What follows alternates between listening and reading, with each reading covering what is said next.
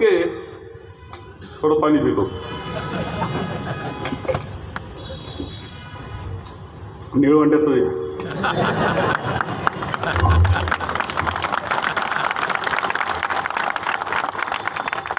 कारण काय काय सांगायला लागले.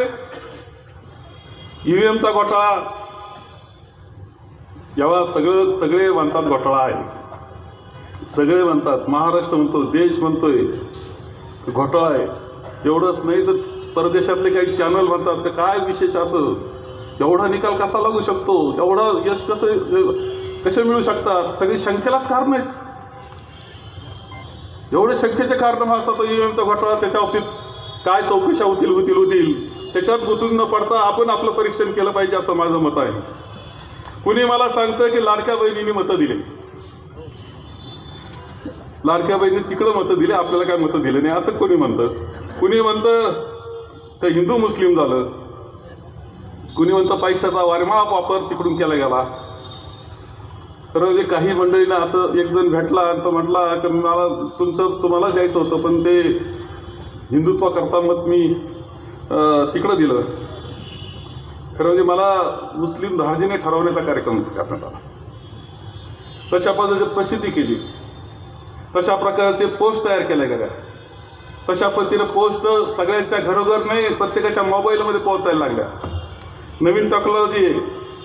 कोणत्या वयोगटाला कोणती पोस्ट पाठवायची हे सुद्धा आता ठरतं.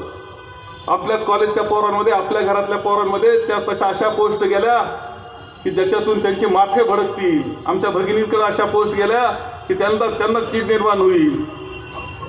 अशा विशिष्ट याला पोस्ट अशा पाठवल्या गेला, इतका भडकपणा करण्यात आला.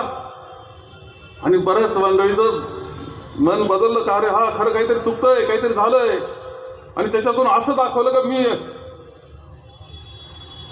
मुस्लिम धार्जिण आहे.